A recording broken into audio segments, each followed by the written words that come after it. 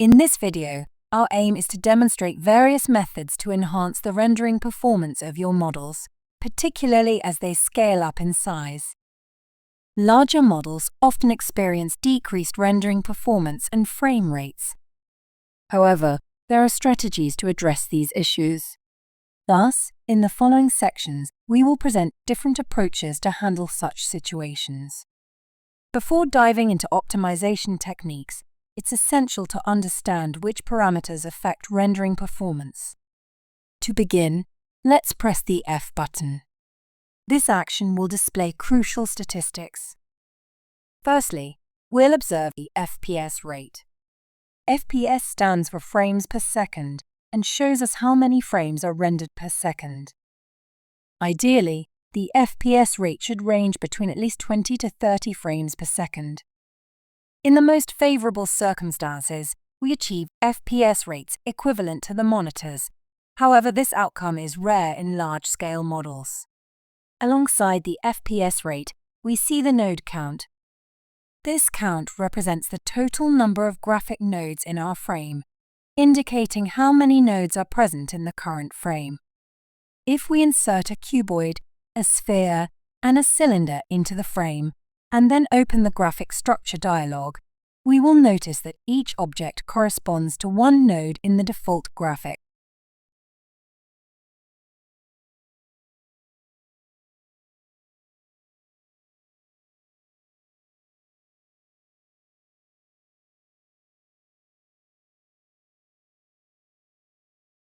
You might be wondering why there is one additional node in the node count. This node is the internal management node for the graphics. Next to the node count is the polygon count. Polygons are triangles used to represent graphics. Since the graphics card only works with triangles, each object needs to be represented as a number of triangles.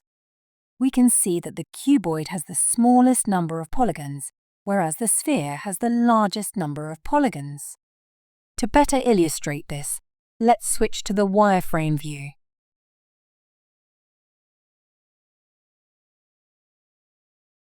If we now compare the cuboid to the sphere, we will see a huge difference.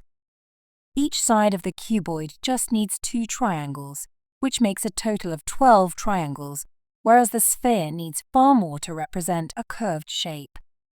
You might wonder why we have more polygons than the sum of the objects. This is due to the event controller, which also requires polygons to be represented. If we delete the event controller and refresh the structure dialog, you will see that the number of polygons refers to the inserted objects.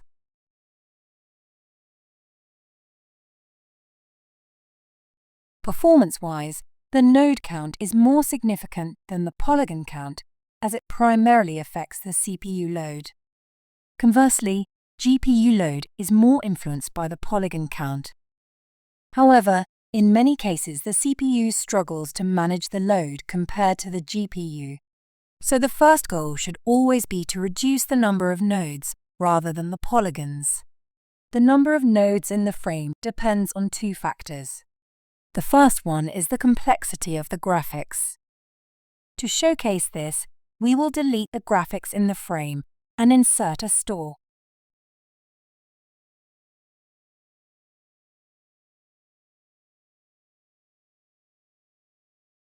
Then we will have a look at the node count. As we can see, the node count is at 10. We will now insert one part onto the store. Keep in mind that you need to refresh the information area which is shown when pressing F in order to see the updated polygon and node count.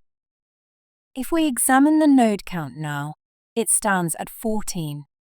Nevertheless, it's important to note that one node serves as the internal management node once more.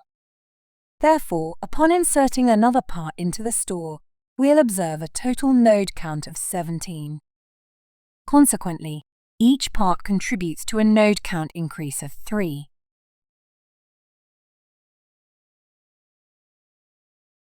Now we will insert an AGV onto the store.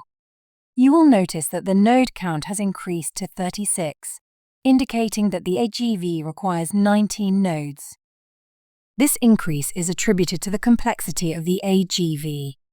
A comparison of the structure dialogues between the part and the GV will further highlight this difference.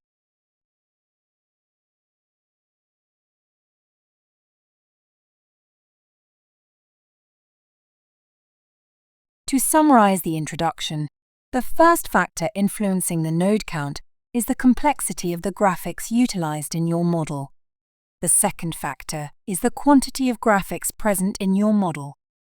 For instance, if we were to have thousands of GVs in our plant, each requiring 19 nodes for representation, this could significantly inflate the node count. Similarly, if a custom MU is meticulously modeled, it adds substantial complexity, especially considering the multitude of MU in the plant. In the following section of the video, we will delve into strategies aimed at enhancing rendering performance. We will commence by mitigating graphic complexity and subsequently explore techniques to reduce the number of MU necessitating rendering. In many scenarios, stations or parts are imported into plant simulation for use. However, these graphics are often not optimized and may contain unnecessary details, resulting in excessive complexity. Therefore, our initial focus will be on optimizing graphics imported into plant simulation before their utilization. To start, we'll create a new model frame.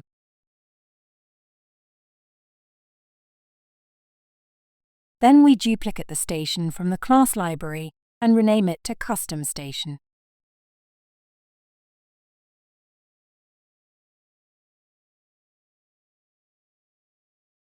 Afterwards, we open it in a new 3D window and delete all graphics.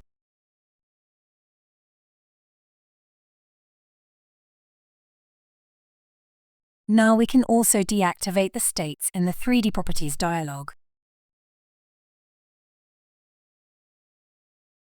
Next, we switch to the Edit ribbon and click on Import Graphics. Here, we select the desired graphic. Once we place the graphic into the frame, a dialog will open. You could also simply drag and drop the file into the frame to insert it. Let's focus on the lower part of this dialog. In the newest version of Plant Simulation, we'll find a graphic complexity box where we can observe the complexity of the graphic, indicated by colors. Red signifies high graphic complexity, yellow indicates medium complexity, and black would suggest low complexity. As we can see, the graphic complexity of the selected graphic is not optimal. If we were to insert this graphic multiple times, it would heavily impact performance. Therefore, our initial step should be to take measures to reduce the graphic complexity. Now we can click OK to insert the graphic. By clicking OK, an initial optimization will be performed. However, this optimization is relatively light and does not improve much. Upon further investigation, we notice that the graphic is modeled with numerous intricate details.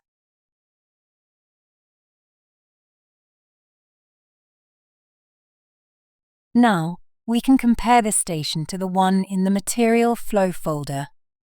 To do this, let's switch back to our model frame and insert instances of both stations.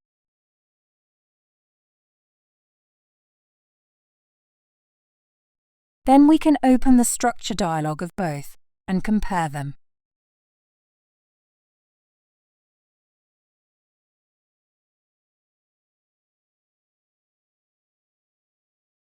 As you can see, there is a significant difference of over 900 nodes.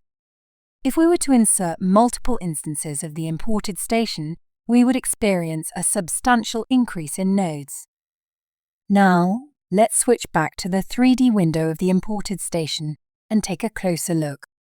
As you can observe, it contains screws and buttons that aren't necessary for our simulation.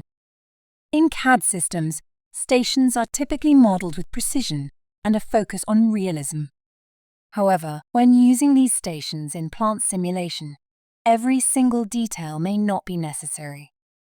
Therefore, we can eliminate minor, irrelevant details from the graphic without impacting the simulation.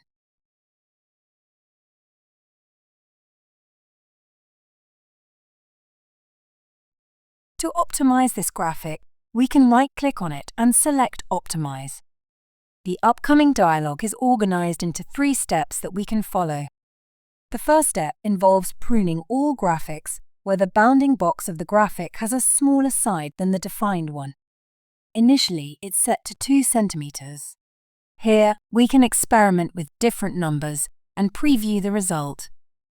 Let's begin by leaving the parameter as it is and previewing the result. You'll observe that screws and buttons have been removed from the graphic. Typically, these parts are no larger than 2 centimeters. As you can see, we have nearly eliminated 400 nodes, 80,000 polygons, and reduced memory usage by 4 megabytes. These pruning techniques have resulted in significant optimization. Now, let's use a different parameter and increase the length to 5 centimeters, then preview the result once more. With a length of 5 centimeters, we'll obtain a much better result, but we'll also prune more graphics. As you can see, we will also prune graphics that might be relevant when later animating parts of the station. At this point, you need to trade off which detail level you want to retain from your graphic while aiming for better performance. So in the first step, we can eliminate small graphics. Please also note that the rectangular part under the desk will be removed when we set the cube's side length to 5 centimeters. We will revisit these parts later in the video.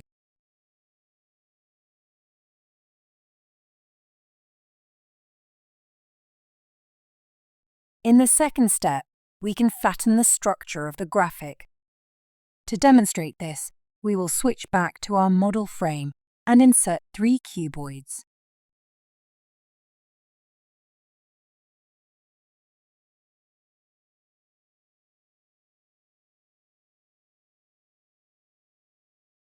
Next, we'll set a diffuse color for the 3 cuboids. We'll make 2 of them red and 1 green.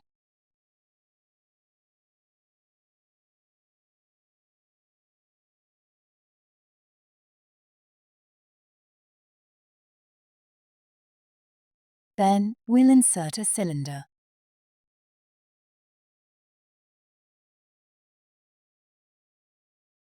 After doing so, we'll group the 3 cuboids and then group the cuboids with the cylinder.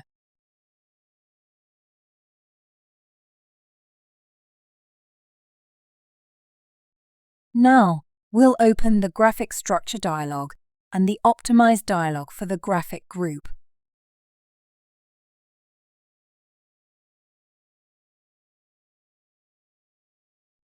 In the Graphic Structure dialog, we can see a parent node for the cuboids since we grouped them. Additionally, there's a separate node for the cylinder. You'll also notice that the cuboids have an active material, indicated by the M in parentheses next to the nodes. If we now flatten the structure and preview the result, we'll see that the nodes with the same material will be put into a single node, and the number of nodes will be reduced to 4. You might wonder why the number is reduced to 4 and not 5. This is because when we flatten the structure, the parent node of the cuboids will also be removed, as you can see in the Graphic Structure dialog.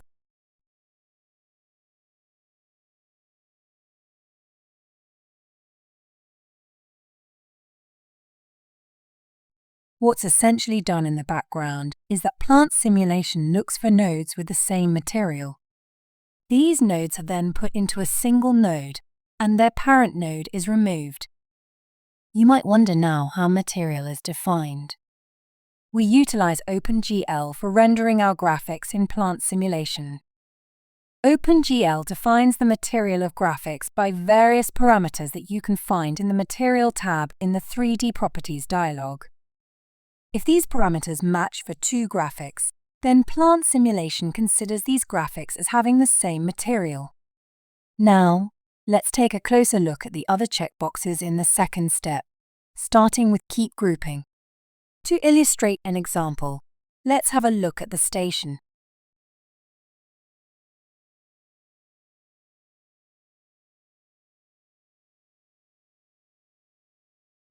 Let's assume that we've made an animatable object out of the object where the part is processed, and that this object moves within the station. If we were to flatten the structure without checking Keep Grouping, then the animatable object would be put into a single node with the base of the station, as they are of the same material.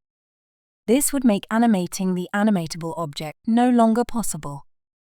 Therefore, you should keep the grouping if you intend to create animatable objects afterwards. Next, let's explore the Preserve Obstacles checkbox. But first, let's activate the material for the cylinder as well. To do this, we'll copy the material from the cuboids and paste it into the material of the cylinder.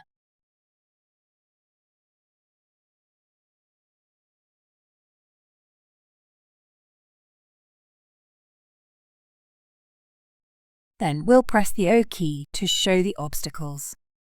As you can see, each graphics obstacle is defined by its own graphic. If you're not familiar with obstacles, we highly recommend watching the video on obstacles. If we now flatten the structure while preserving the obstacles and not grouping the nodes, nothing will happen as the structure can't be flattened further. Now, let's not preserve the obstacles and flatten the structure again. You'll notice that the nodes are reduced to 3. If we now show the obstacles again, you'll see that the objects with red material have a bounding box, and the objects with green material have their own bounding box. Looking at the graphic structure dialog, we'll see that we have one node for the objects with red material and one node for objects with green material. Preserving obstacles is especially important if a worker can walk between your graphics and want to preserve this when flattening the structure. Removing polylines and point sets is also recommended. As for imported graphics, these settings are usually not important. These settings are typically used to generate CAD objects, but they don't play an important role in plant simulation. Now, let's take a look at the Preserve References checkbox. To do so, let's first insert another cuboid in the frame. Then, let's create 3 references of this cuboid by holding the Ctrl and Shift keys.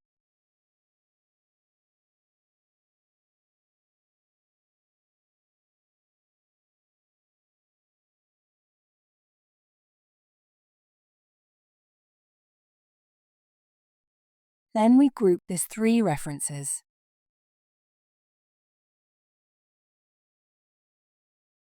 Afterwards, let's open the Graphic Structure dialog. Here we'll see the parent cuboid and the reference cuboids indicated by a diamond.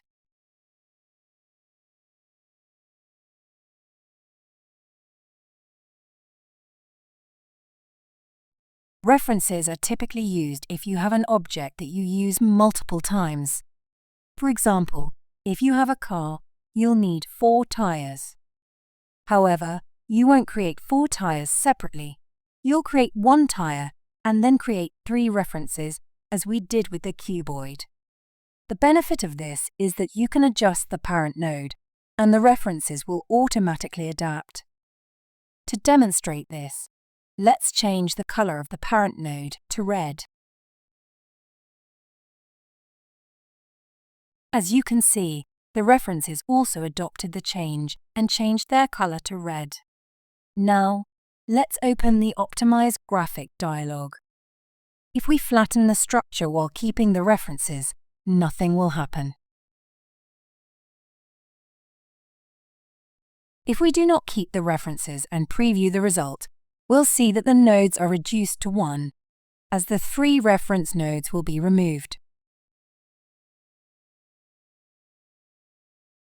However, keep in mind that you need to trade off between the reduction of nodes and the increase of polygons, and subsequently the increase of memory. As you can see, the memory usage will increase if we accept the results. The reason is that if we do not maintain references while flattening the structure, we will reduce the number of nodes.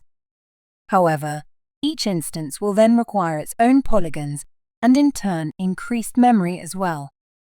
In contrast, using references allows the polygons to be stored only once at the parent and then be referenced by the references. Now, let's switch back to our graphic and try out these optimizations. Let's keep the cube side length at 2 centimeters and leave the settings at the second step. If we now preview the result, we'll see that we can massively reduce the nodes and also the graphic won't change much. This optimization will significantly improve your performance and FPS rate. Sometimes, after performing optimization, there might be an increase in memory usage. This could be a consequence of references in the graphic, so you might try out not preserving references. Now, let's take a look at the third step, which is using a visibility filter to reduce the number of polygons. However, keep in mind that usually the amount of polygons is not a problem as the polygons affect the GPU. So you should focus more on steps 1 and 2. So, let's again open the Optimize Graphic dialog. The visibility filter places a certain number of cameras around the graphic. The number of cameras placed around the graphic depends on the reduction level. Then it is looked for objects that you can define in the cull granularity.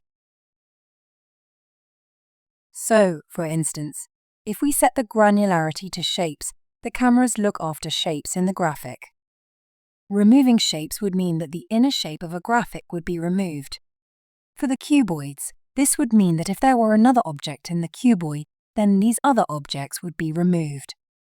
Or, in other words, all objects that are not visible would be removed. However, the problem at this point is that in most cases there is an angle from which you can see inner objects.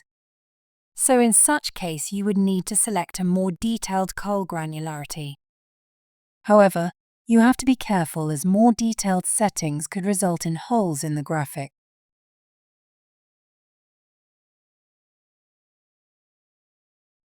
So, let's set the granularity to triangle strip and the reduction level to high and preview the result. Here, you can now see that we get a massive reduction in polygons and memory. However, as you can see, there are changes to the graphic as well.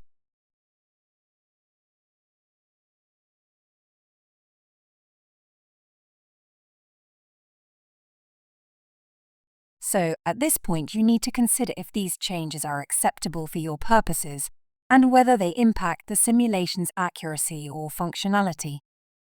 Lastly, let's explore what you can do if nothing shown so far improves performance. The final step involves manually removing unnecessary graphics. To demonstrate this, let's examine the bottom of the graphic. Here we see the rectangular parts that were not removed because they are larger than 2 centimeters. However, even if we set the bounding cube side length to 10 centimeters now and preview the result, these parts won't be removed now, although they were removed previously at a cube side length of 5 centimeters.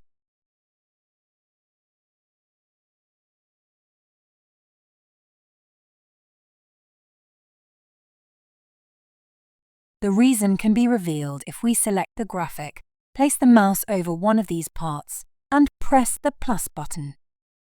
Using the plus button, we can traverse the graphic structure until we reach the lowest level. At this point, the lowest level consists of the group of rectangular parts. Before flattening the structure of the graphic, we could select each individual rectangle part by pressing the plus button. This indicates that these graphics were grouped when we flattened the structure, as they are of the same material.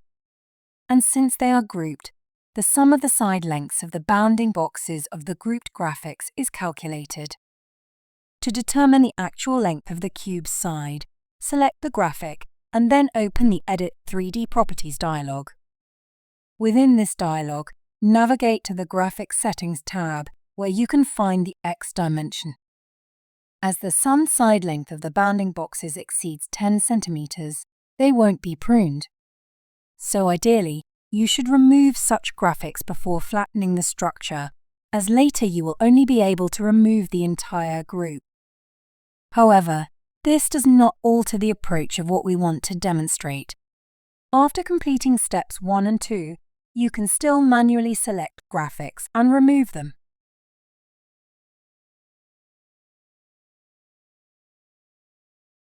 After doing so, we will see that the screws used to tighten these parts are also grouped and were not removed by the pruning step. So now, we can manually remove them as well. This process is very time-consuming, but can improve your performance if the previous steps did not work. With these steps, we reach a final node count of 44, which is a significant improvement compared to the starting point, where we had over 900 nodes. If we now switch back to our model frame, we will see that the instance that we have placed did inherit these changes, and the difference to the default station is not that much anymore.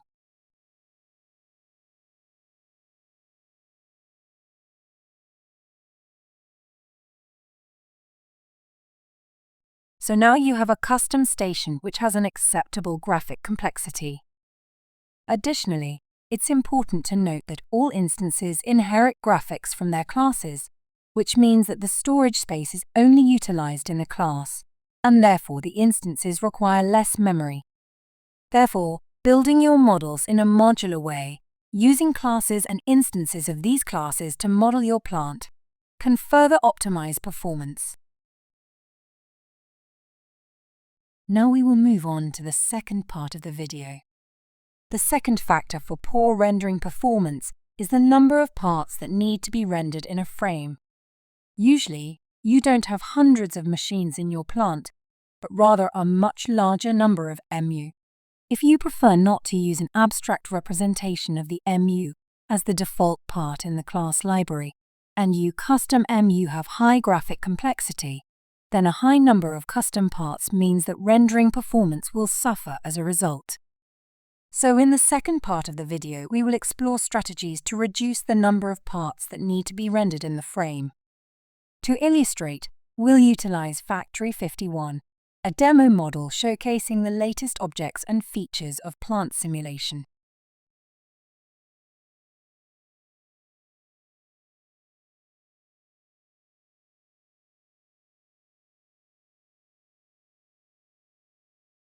Firstly, we again press the F button. Upon doing so, we observe the FPS rate. Now, let's consider a scenario where we encounter a low FPS rate. The initial step is to inspect the nodes within the frame.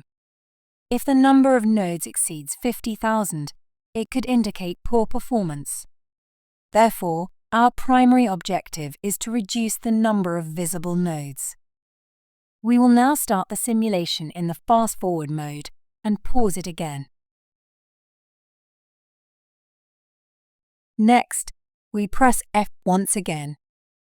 Upon review, we observe a significant drop in the FPS rate.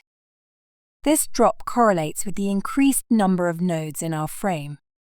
Therefore, the next step is to identify which object or area is responsible for this increase in nodes. To achieve this, we right-click within the frame and select Show Structure. Then, we click on N to display the graphic node count. This action sorts the dialog based on the number of nodes within objects, rather than alphabetically. At the top level, we'll observe the frame. The number on the left side indicates the nodes within the frame itself, while the right side displays nodes within its children. Please keep in mind that the nodes shown in the structure dialog are the nodes in the whole frame, whereas the nodes in the information area which is shown when pressing F are just the visible nodes. In the second row, the warehouse stands out with the highest node count among the frame's children. By expanding the warehouse, we identify that the rack lanes contribute significantly to the node accumulation. Upon expanding a rack lane in the structure dialog, we observe that each rack contains thousands of nodes. Now let's double-click on the warehouse to see what's going on internally. Here, we'll discover that there are pallets upon which boxes are placed. These boxes in turn contain parts.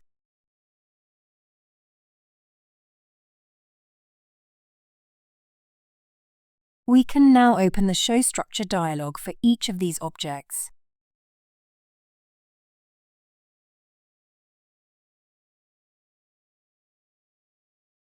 You will then notice that we have 3 nodes for the pallet, 3 nodes for the box, and 14 nodes for the part. Initially, these numbers may seem insignificant. However, considering the potential capacity of this rack, the node count can escalate rapidly. Now that we've identified these racks as a potential performance issue, we can utilize the built-in functionality within the rack object to reduce the number of nodes. These racks are basically based on the store object in the class library. So, we open the Edit 3D Properties dialog of the store in the toolbox and switch to the MU Animation tab.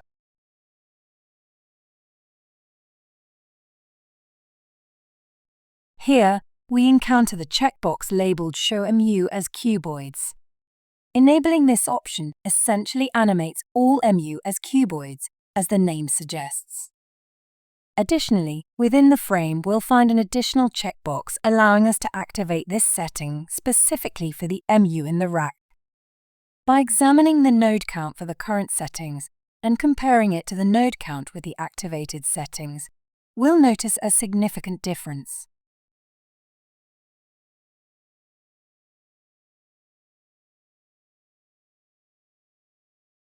As a result of enabling this setting, we will also reduce the nodes throughout the entire frame.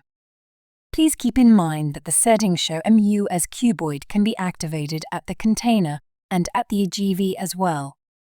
In addition to the height attribute of each MU, there's another attribute called MU height with content. This attribute essentially determines the height of the MU when the Show MU as cuboid checkbox is activated. To view this attribute, we deactivate the Show Cuboids checkbox. Then, we open the attributes of a palette and type the letters M and U. Here, we can locate the MU height with content attribute. We will now set this attribute to 10 centimeters and then close the dialog. If we activate the checkbox again, we'll observe that the palette will now have the specified height. This method provides a means to control how your MU should be animated when displayed as cuboids. This approach also applies to buffers, which typically contain numerous MU as well. To illustrate this, we can insert a buffer into the frame and then place parts into it.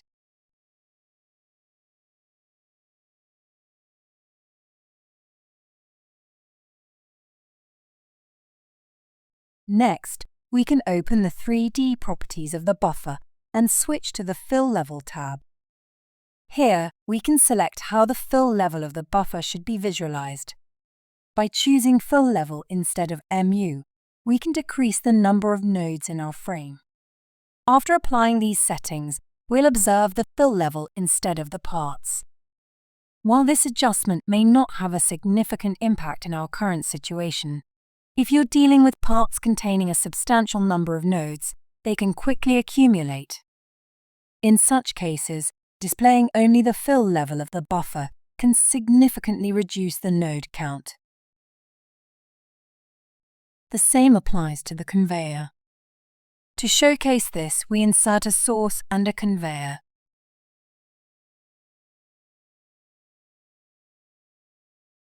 For the next segment of the video, we highly recommend watching the Introduction to 3D Graphics video. Following that, we'll proceed by starting the simulation and pausing it again. Now, if we find that we don't necessarily need to display the parts, we can reduce the number of nodes in the frame. We achieve this by opening the Edit 3D Properties dialog of the conveyor and switching to the Graphics tab. Here, we can uncheck the Show Content checkbox and apply the changes. Consequently, you'll notice that the parts are no longer displayed on the conveyor. However, if you wish to view the parts, you can open the conveyor in a new 3D window, and its content will be visible again.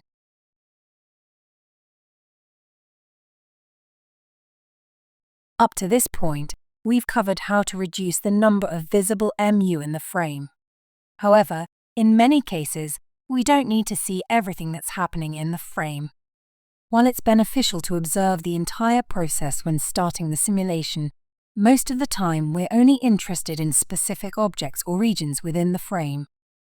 This is especially true in large production facilities like Factory 51, where it's challenging to oversee everything at the top level. Currently, we can observe everything happening in production halls 1, 2, and the high bay warehouse. However, let's say we want to change this behavior and focus solely on production halls 1 and 2, excluding the high bay warehouse. To achieve this, we can open the 3D properties of the high bay warehouse and switch to the Graphics tab.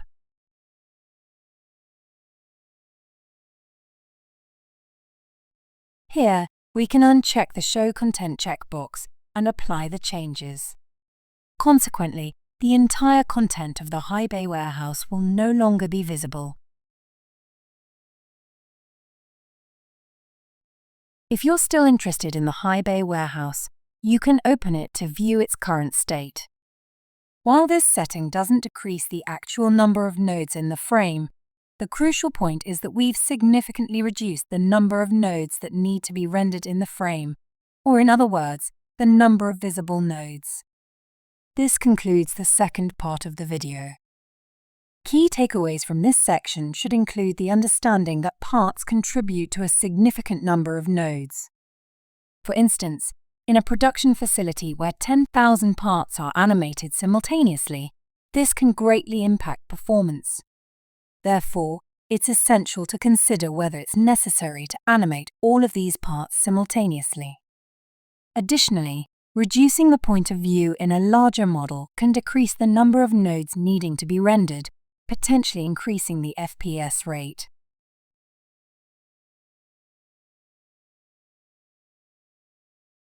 So if we just zoom into Production Hall 1, you will see that we get a much higher FPS rate than viewing the whole model frame.